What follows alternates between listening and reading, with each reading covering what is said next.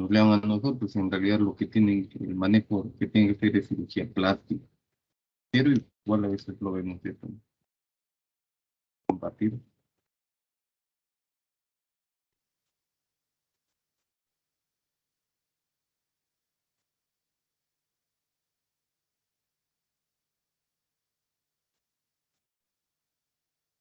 Sí se ve, doctor. Y dicen,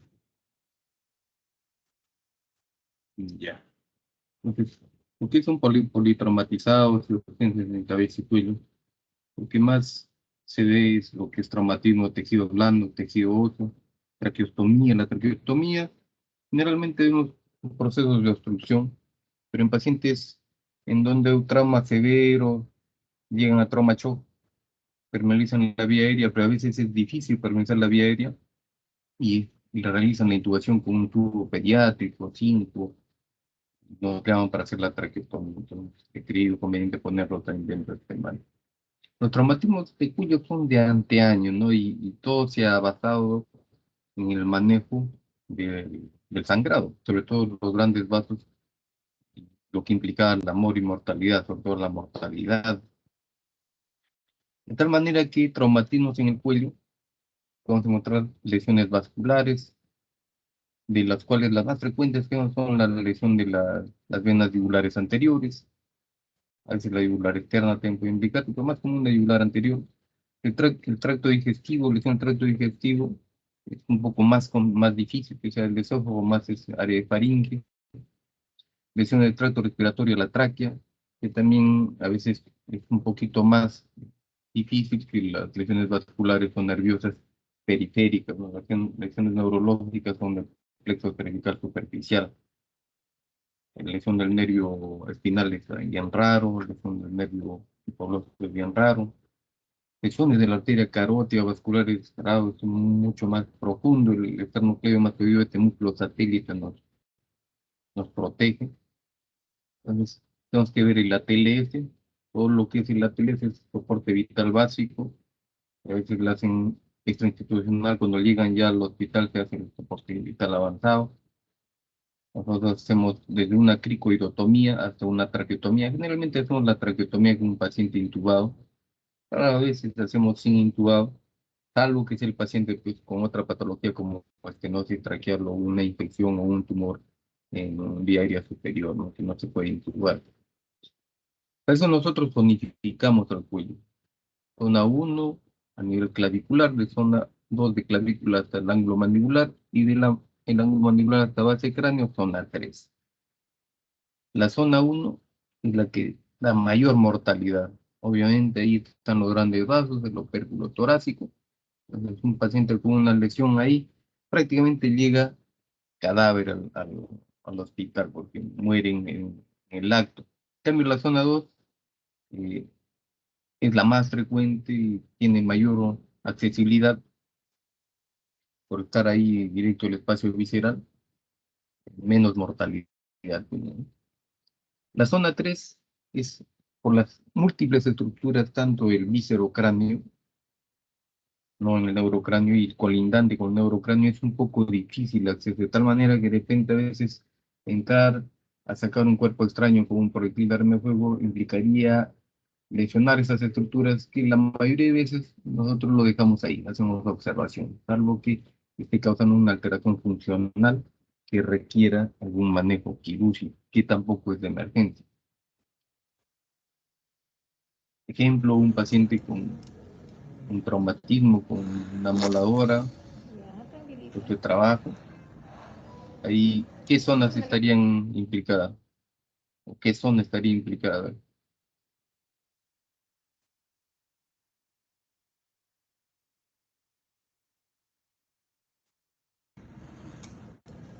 Que hay compromiso de partes blandas, el esternocleidomastoideo, la laringe y la tráquea, esta es la parte de la laringe, que se ha lesionado la vía aérea, hay compromiso en la yugular anterior, los músculos pretiroideos, la glándula tiroides, el espacio visceral, toda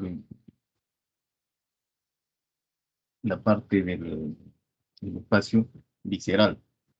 Paciente ya con la reconstrucción de todo el área, laringotraqueal y partes blandas, paciente también con un traumatismo o arma blanca en la órbita. Pues, el manejo de por sí, luego de que se hace la TLS, luego que lo ve el emergenciólogo, el médico de trauma shock, paciente ya estabilizado, hacen un control por órganos y sistemas, una evaluación. Nos llaman a nosotros, nos llaman a traumatología, urología, neurocirugía, y nosotros ya planificamos el manejo quirúrgico en caso lo requiriera.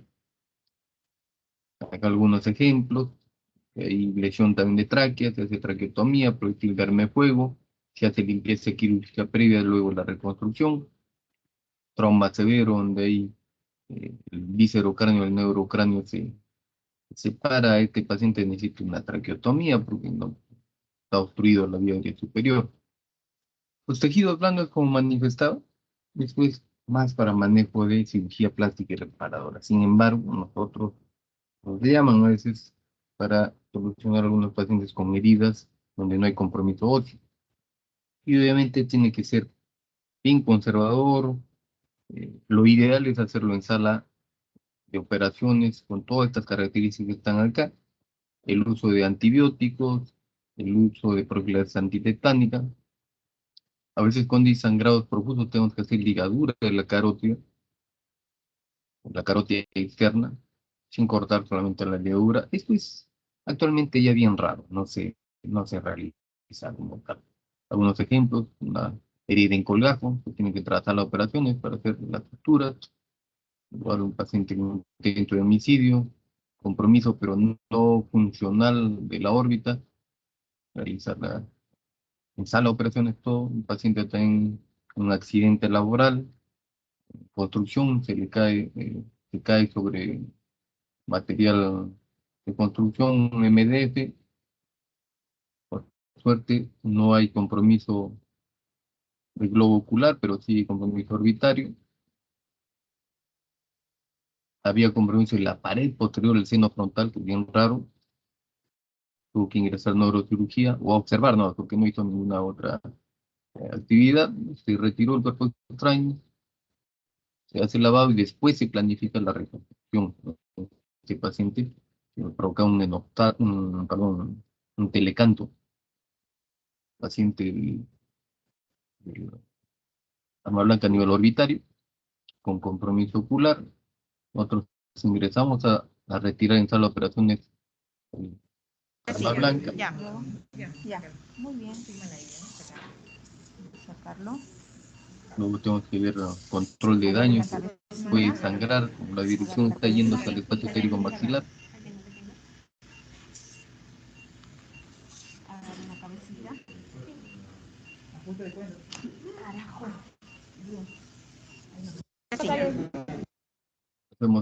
Se hace un control de daños para ver si hay sangrado al retirarlo.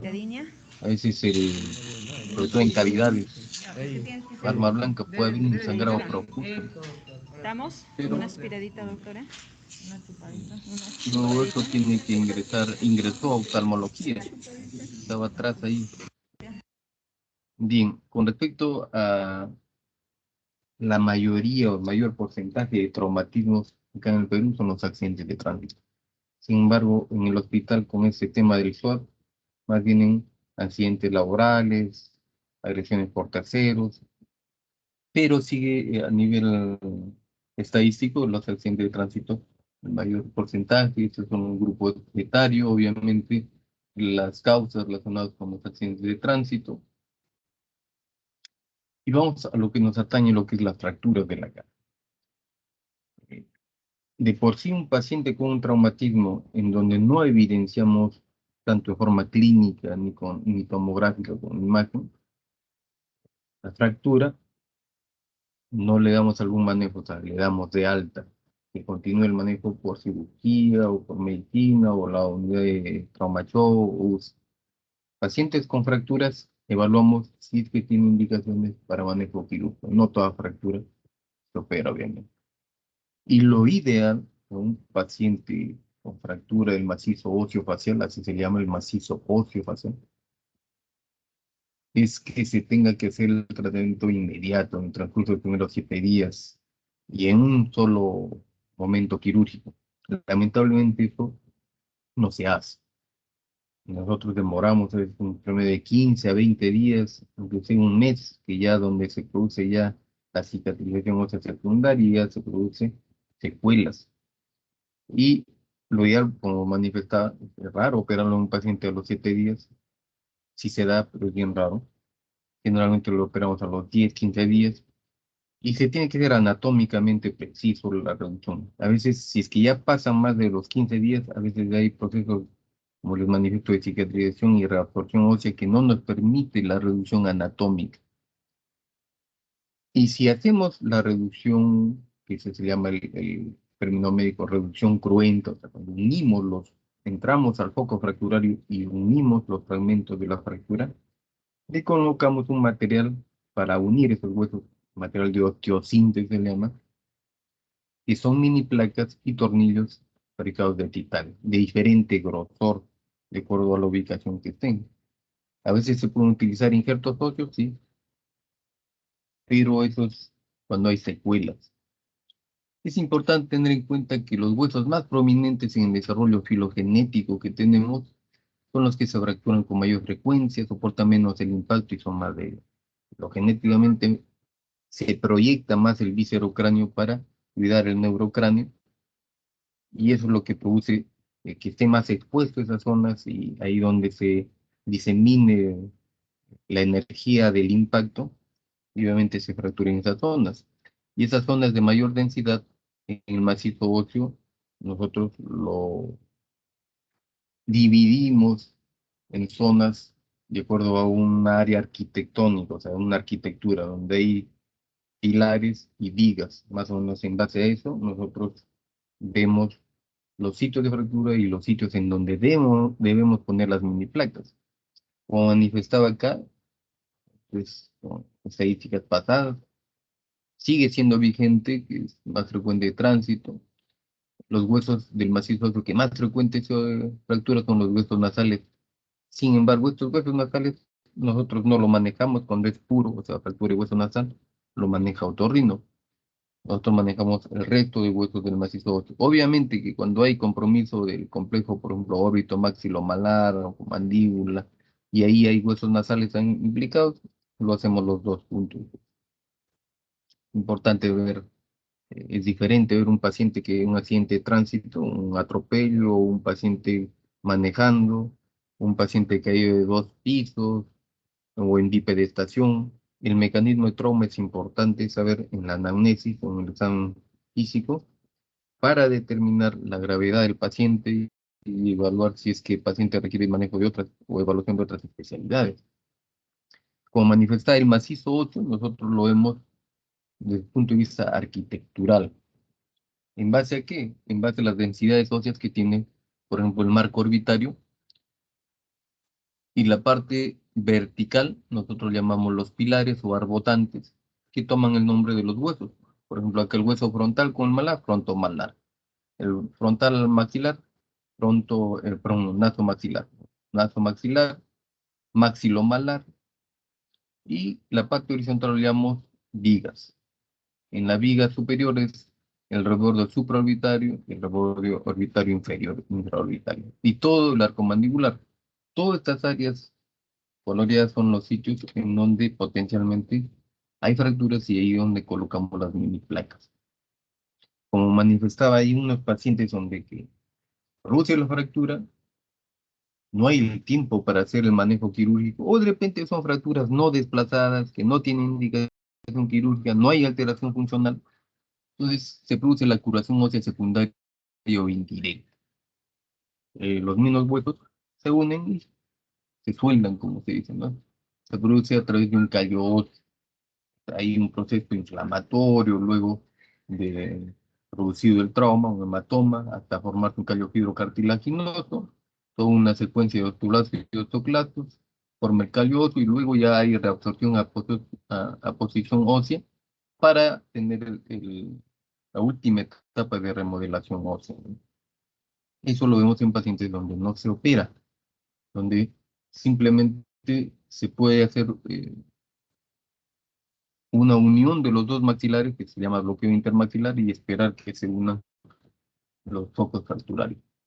En cambio, la curación ósea primaria directa es donde nosotros hacemos la reducción, unimos los huesos o el foco fracturario y los unimos con placas y tornillos, ¿no? Ahí ya no se forma callo óseo, sino hay una remodelación intracortical, ¿no? Hay por contacto directo, eso se llama fijación rígida. A veces, pacientes pediátricos cuando requieren, porque la mayoría de veces no lo requieren en manejo quirúrgico, se utilizan placas y tornillos reabsorbibles para continuar con el crecimiento de los maxilares, ¿no? Entonces, para nosotros es importante, así como en la parte oncológica, la parte de la historia clínica, evaluar la energía del impacto que ha tenido el trauma, ¿no? Para evaluar si es un trauma leve, moderado o severo, o lo clasificamos trauma de baja energía o de alta energía. ¿Por qué nos sirve eso? Para evaluar al paciente si es que requiere un manejo urgente por nosotros o se puede diferir. De repente necesita que lo evalúe el oftalmólogo, que lo evalúe el neurocirujano, y de nosotros pasa a segundo plano. A veces ha habido casos en que han ingresado pacientes a nuestro piso con politraumatizado con trauma abdominal cerrado. El paciente luego de algunos días fallece en UCI porque primero está en nuestro piso, hacemos la interculta cirugía, no lo consideran como abdomen quirúrgico, pero luego ya se evidencia obviamente ya signos peritoneales, ingresan a sala, encuentran ya trauma esplénico, hepático, lesión intestinal, baús y nosotros nunca terminamos de operarlo. Eso es importante para nosotros, sobre todo para los residentes, saber a los pacientes, la anamnesis, ver cuál fue el mecanismo de trauma, el paciente cómo está su estado general, no solamente la parte maxilofacial. Con respecto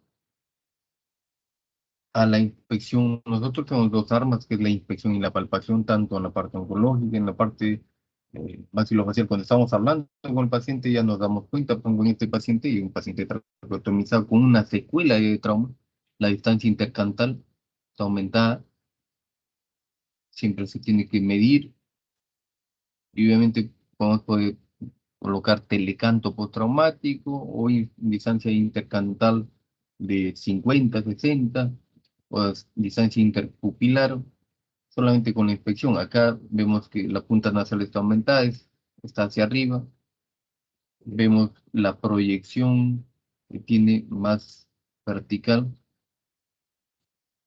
transverso. El paciente también tenía una fractura, se llama panfacial, porque está implicado 3/3, los 3/3 del macizo óseo. Para eso nosotros dividimos a partir de las cejas o la región supraorbitaria para arriba hasta el triquium, que es el punto de implantación del pelo, es el tercio superior. A partir de la región supraorbitaria hasta el área oclusal, o sea, la región maxilomandibular, ese es el tercio medio. Y el tercio inferior del plano oclusal hacia abajo, que es solamente la mandíbula, es un solo hueso móvil. La mayoría de fracturas es en el tercio medio, como acá, ¿no? Acá hay, por ejemplo, un telecanto postraumático, hay un enoftalmo del lado izquierdo, también una impactación de ambos malares, el paciente tuvo una fractura panfacial en realidad.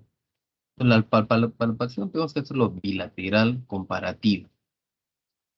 Obviamente acá en el examen clínico vemos variaciones en la inspección. Aquí estamos palpando el cóndilo mandibular. El paciente con una fractura en mandíbula. Hacemos apertura y cierre, hacemos los tres movimientos que tiene la articulación temporomandibular. Comparamos. Siempre en todos los casos evaluamos la oclusión. La oclusión es clave porque es la oclusión fisiológica del paciente para llevarla siempre a la oclusión. La apertura oral, así como vemos apertura oral en neoplasia maligna como un signo ominoso de un trismus por una invasión del espacio masticatorio, acá no.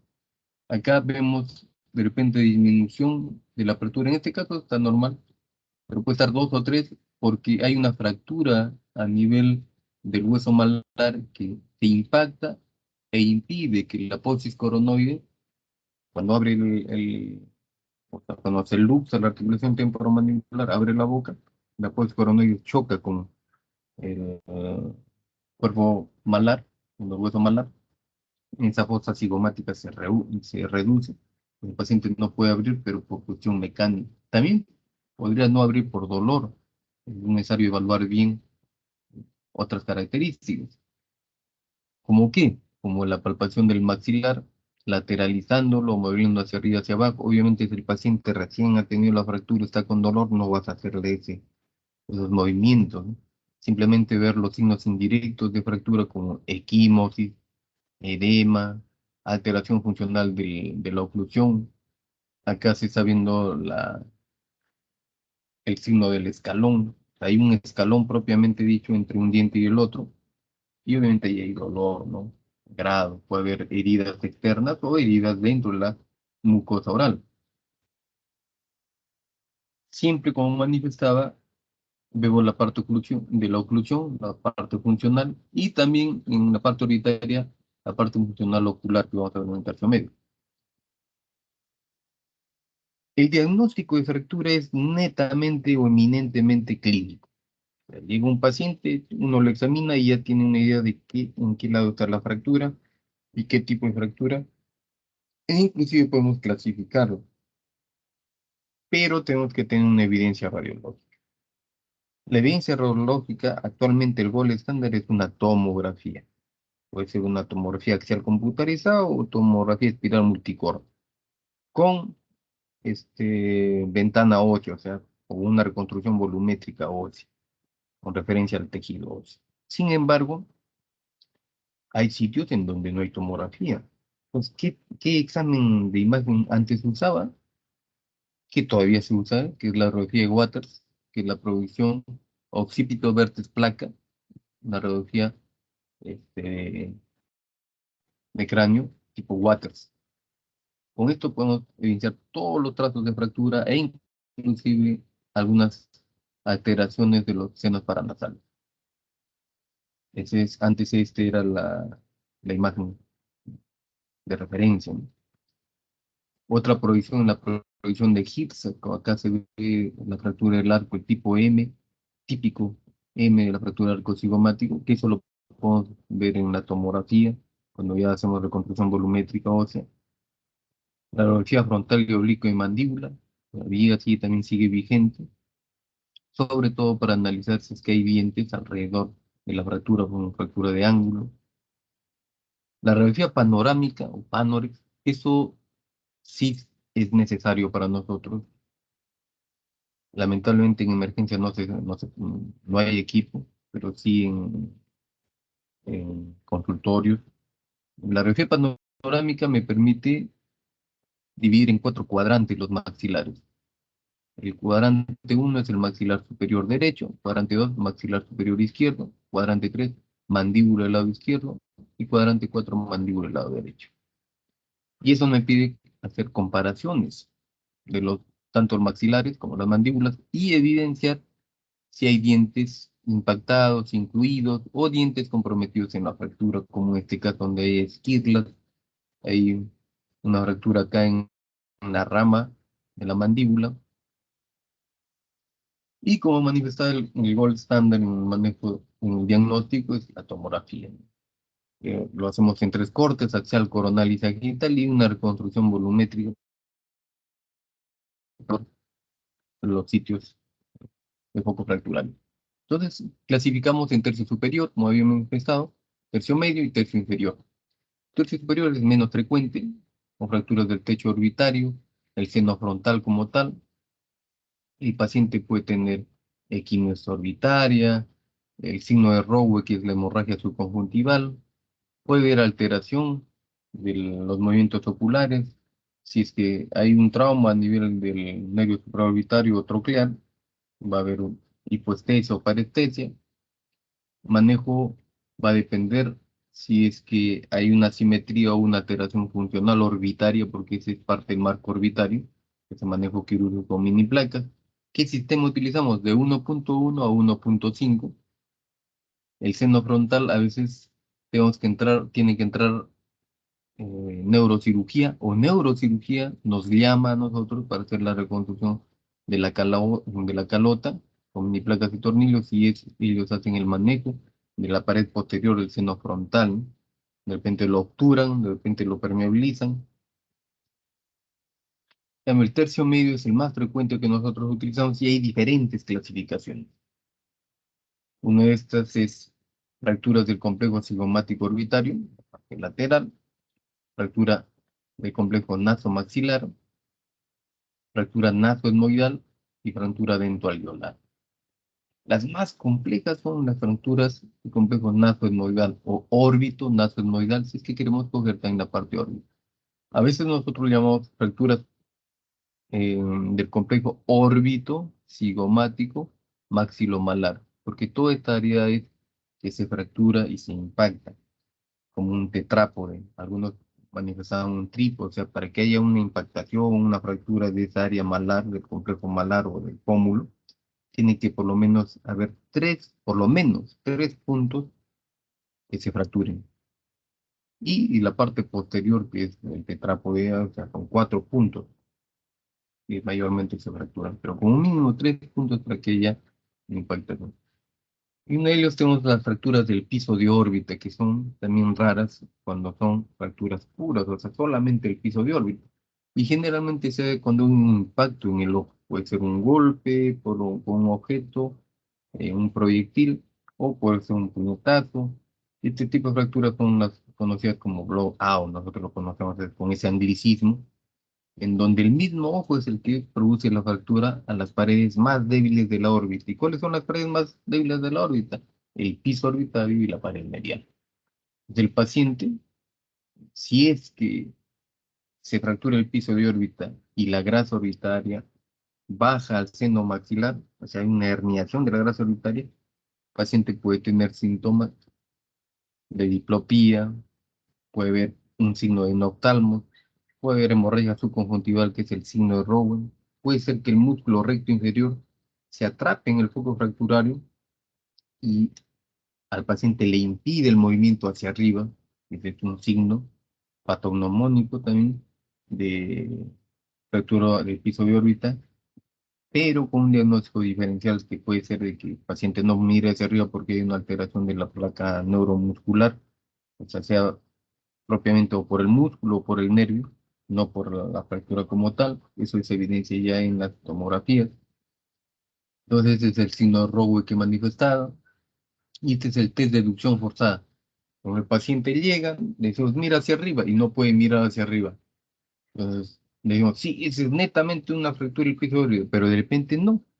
De repente el golpe ha producido un hematoma en el músculo recto inferior o producido una lesión temporal del nervio del recto inferior. Pues, ¿cómo nos damos cuenta? Al paciente le colocamos anestésico local y hacemos esta test de deducción forzada. Si lo levantamos el globo ocular hacia arriba, quiere decir que no está atrapado, ¿no? Pero si es que no podemos levantarlo, quiere decir que el músculo está atrapado. El paciente necesita es una indicación de manejo quirúrgico. Tenemos que operar a este paciente. Es- Ese es el test de deducción forzada. A veces son pacientes que tienen hematomas. Se hace una resonancia magnética y se ve que hay un hematoma. El tratamiento es quirúrgico. Tenemos que nuevamente la parte del piso de órbita se tiene que reconstruir, que se coloca una malla de titanio. Las vías de abordaje puede ser subciliar, o sea, por la línea de las cejas, o puede ser también transconjuntival, que eso es lo que mayormente hacemos. En todo paciente con una fractura de órbita, puede ser de complejo cigomático orbitario, maxilomalar, o puede ser una órbita pura, un blowout, tenemos que tener una evaluación por oftalmología. Todo paciente que hay vamos a entrar a esta área, tienen que, por cuestiones médico-legales, el oftalmólogo decirnos cómo está la viabilidad y el pronóstico de su ojo. Para eso hay estas contraindicaciones. En pacientes con una lesión o un pronóstico malo de su ojo, no entramos a operar, esperamos las indicaciones del oftalmólogo o de repente queda como una secuela. Y las fracturas que más operamos del tercio medio, fracturas del cuerpo malar.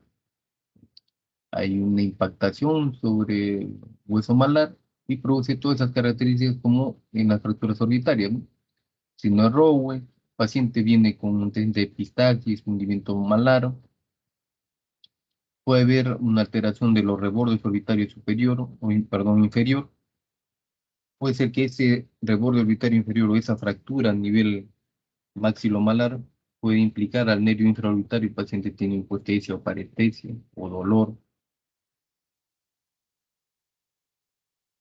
Pues en las imágenes obviamente vamos a ver que está ocupado el seno maxilar. Cuando hacemos la reducción de la fractura, también hacemos la evacuación del sangrado.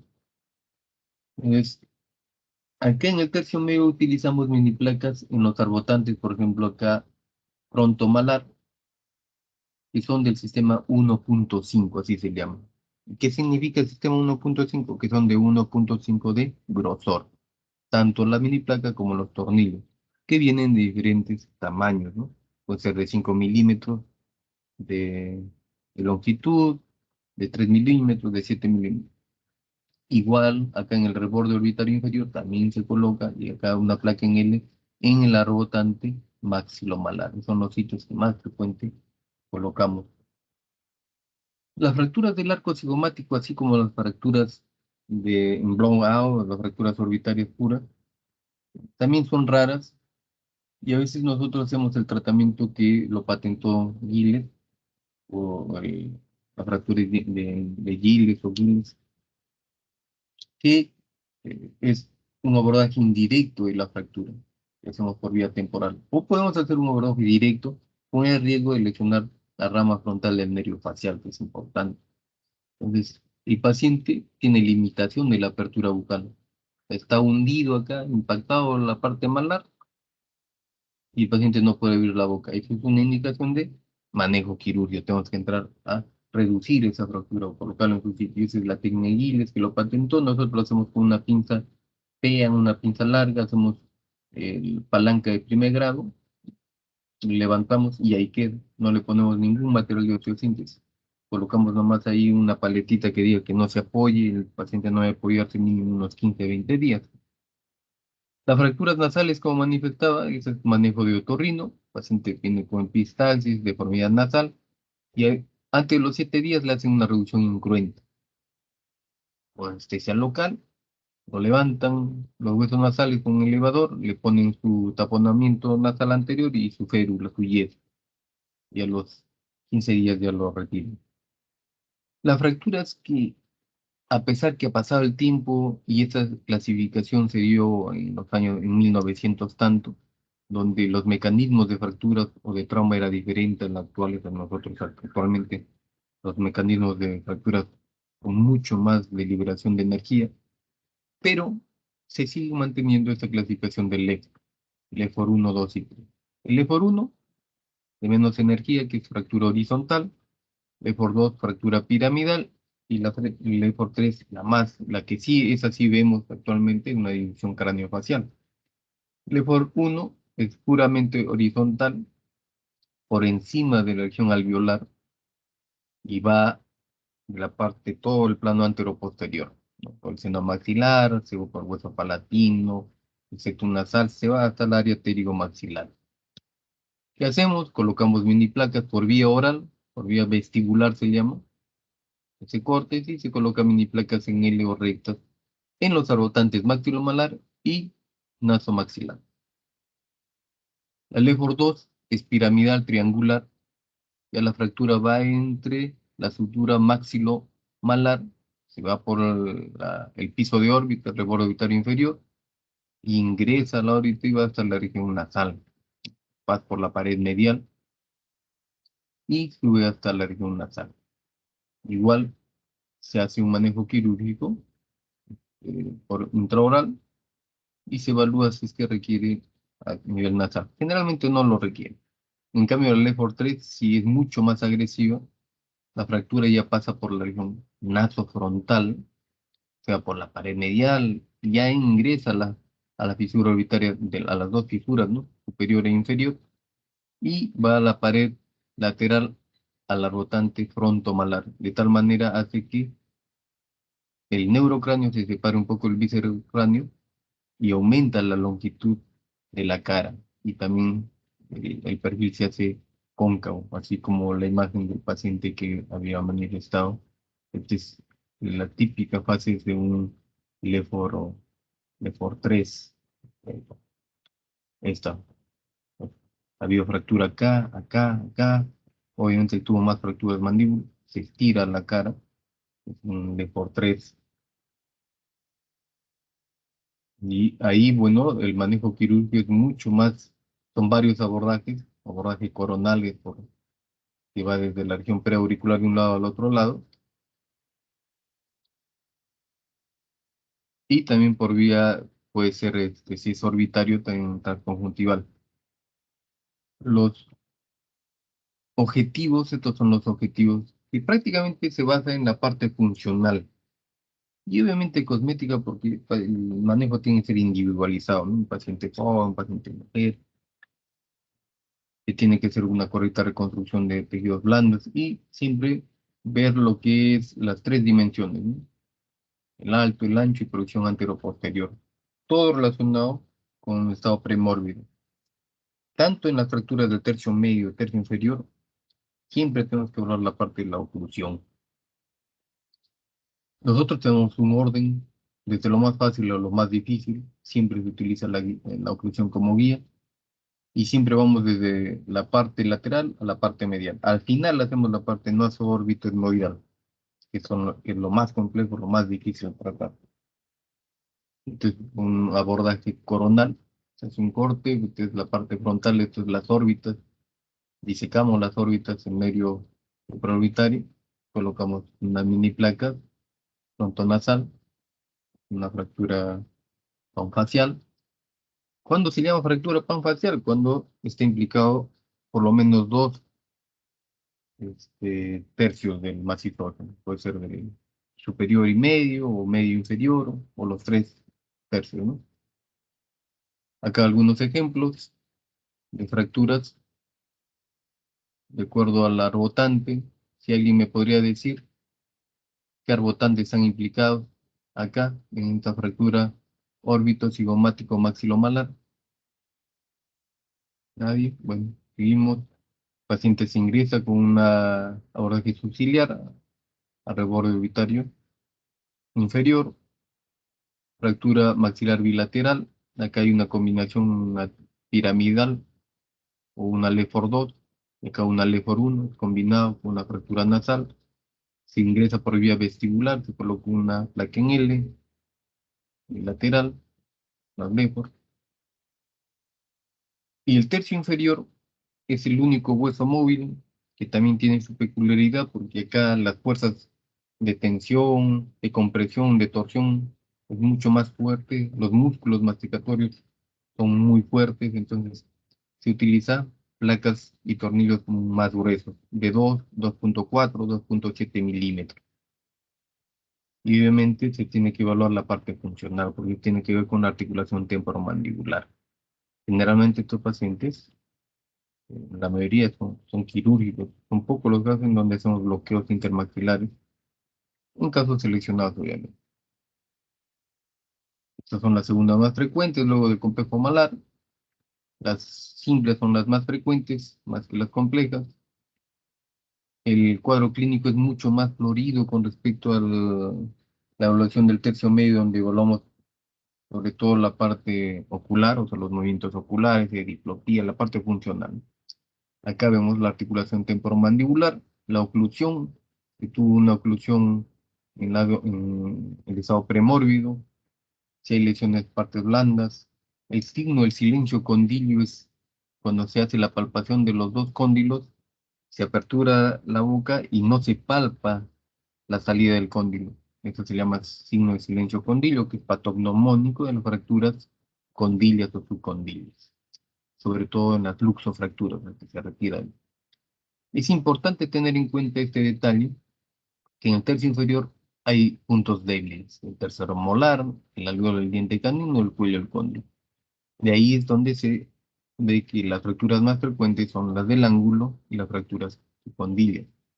A un paciente, una fractura parasemiciliar izquierda y subcondilia derecha, la mordida cruzada, una alteración en la apertura oral y en los movimientos. Acá el signo del escalón, hay equimosis, se evalúa, hay un edema, hay una alteración, una simetría en el lado derecho. La tomografía en el plano coronal vemos cómo hay una fractura y luxofractura del cóndilo. ¿Por qué se produce una luxofractura medial? Porque la inserción del cóndilo en la parte lateral es el músculo pterigoideo externo, que al fracturarse, esto se contrae y lo jala hacia adentro. Entonces se hace una luxofractura medial. Es una indicación de manejo quirúrgico.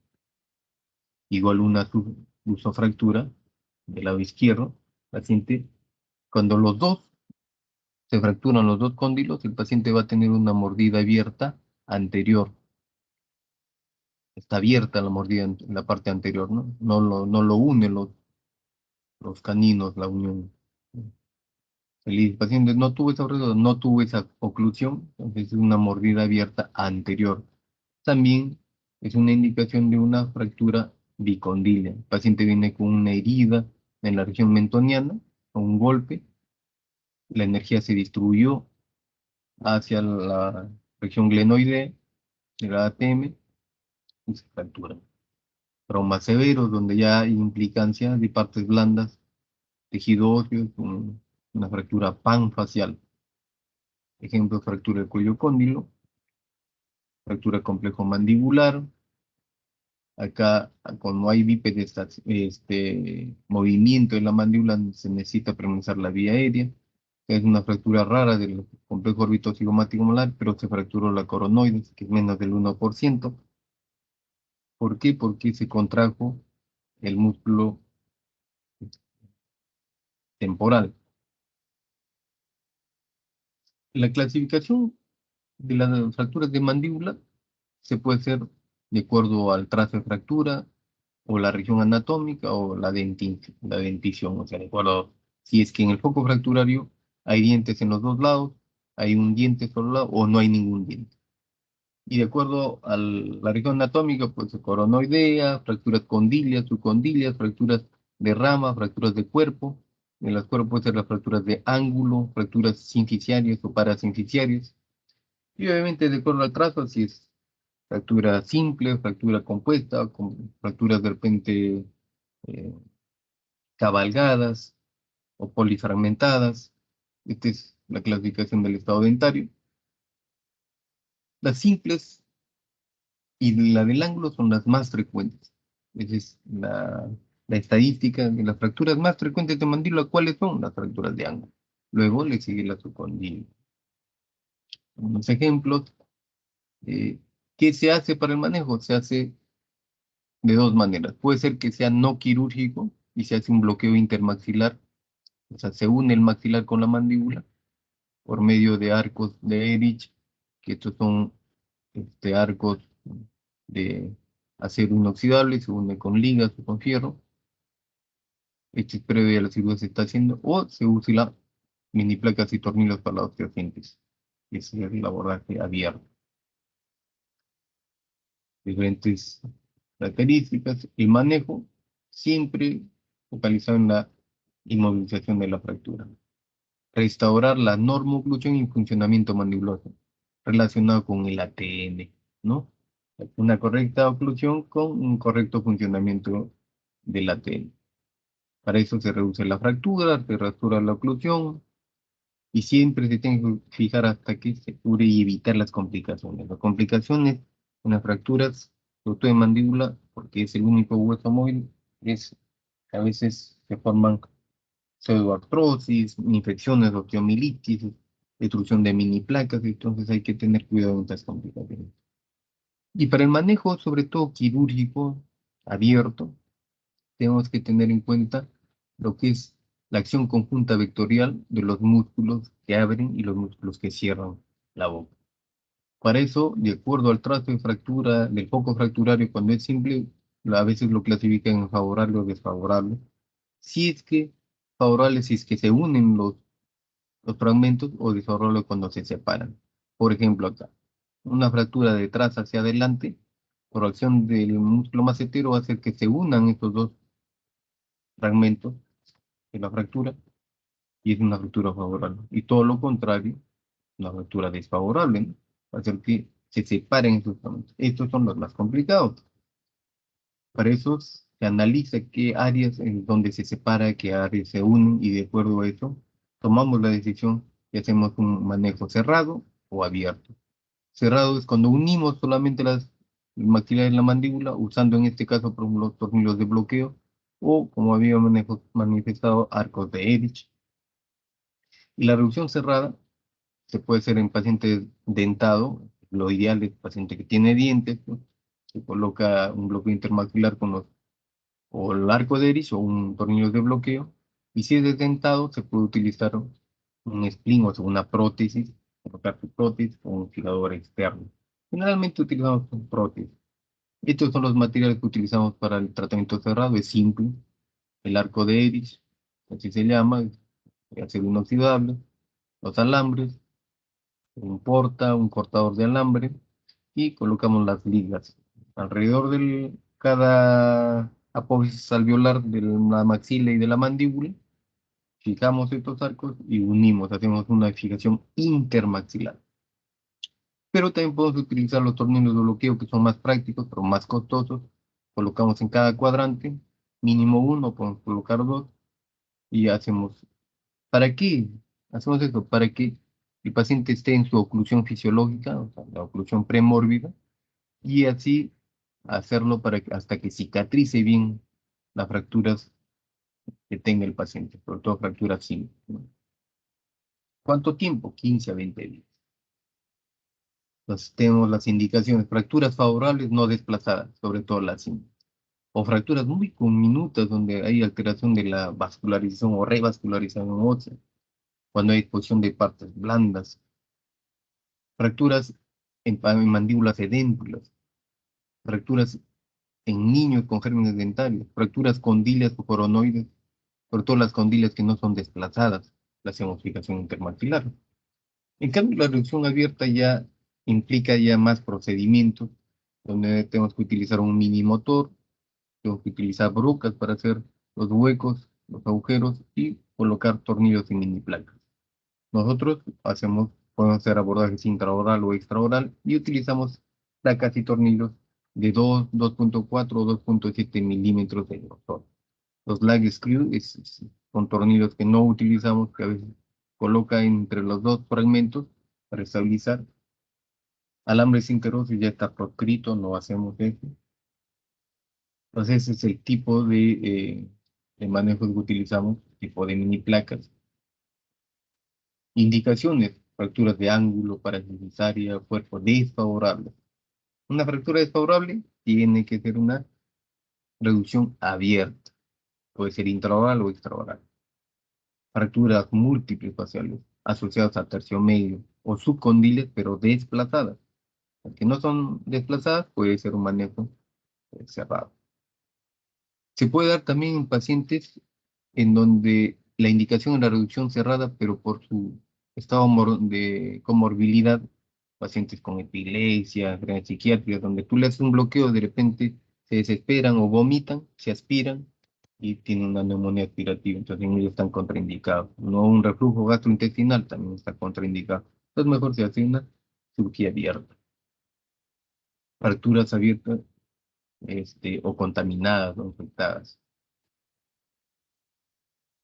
Tanto el tercio medio como el tercio inferior lo había manifestado. Casos clínicos: un paciente con traumatismo facial, mujer, donde hay mordida abierta anterior. En la radiografía panorámica vemos los otros cuadrantes, la fractura acá de cóndilo, que se evidencia en el plano axial, donde el cóndilo del lado izquierdo está luxado. Y en la ortopantomografía vemos una fractura parasinficial contralateral. Entonces, se hace un abordaje. A veces hacemos primero el bloqueo intermaxilar para colocar, para asegurarnos que está en buena oclusión. Hacemos un abordaje intraoral, vestibular, colocamos dos mini placas, como mínimo hacemos dos mini placas, siempre. Dos tornillos como mínimo a cada lado de la fractura, a veces colocamos tres. y abordamos el cóndilo. Acá es el nervio espinal que a veces, en este caso, se tuvo que ir y disecar, pero se puede levantar encima nada más sin ningún problema. El paciente con una adecuada función y también sin alteración del nervio facial, ¿no? Acá una fractura múltiple mandibular. ¿Qué tipo de manejo le harían? Eso es un caso para discusión clínica, lo discutimos porque le hicimos solamente bloqueo intermaxilar a pesar de que tenía varias fracturas y que requería un manejo abierto, pero el paciente en la evolución fue bien, tuvo buena consolidación de las fracturas condilias. Doble trazo, se hace una mini placa ya mucho más fuerte de 2.7. Entonces, paciente con compromiso de partes blandas, se tendría que reconstruir las partes blandas, colocar injertos óseos. Otras patologías que veíamos antes eran los cuerpos extraños. Actualmente ya no lo vemos porque por la pericia de los gastroenterólogos ya nosotros no hacemos cervicotomías. Bien, esto ha sido la clase. ¿Alguna pregunta? Si no, ya concluimos. Doctor, una pregunta con respecto a los mecanismos de fractura en la clasificación Lefford. Recuerdo que eran tres. ¿El mecanismo es el mismo en los tres casos? ¿Cómo así? No te entiendo.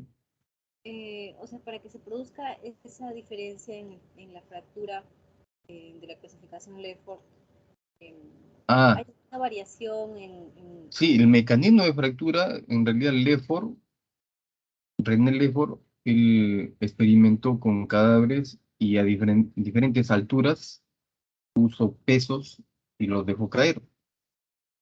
Y de acuerdo a eso que veía, porque en ese tiempo la mayoría de fracturas se ocasionaba por caídas, ¿no? Caídas o traumatismos, no como acá, pero son la mayoría accidentes de tránsito. El mecanismo de fractura de la clasificación original que hizo René Lefford es un experimento de caída sobre la cara de pesos. Y de acuerdo, él lo clasificó así porque veía, ¿no? Que más se daba este tipo Lefford 1, Lefford 2, Lefford 3.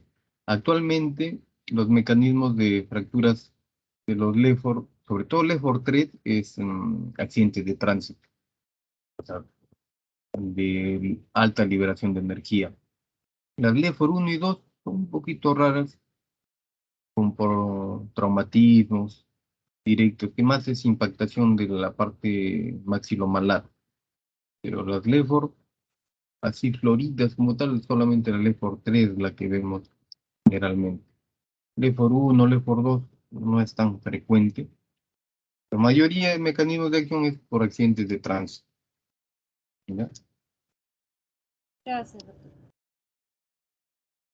Muy bien. He tratado de hacerlo rápido por cuestiones de tiempo y el domingo tenemos que descansar todos, ¿no? Para empezar la semana.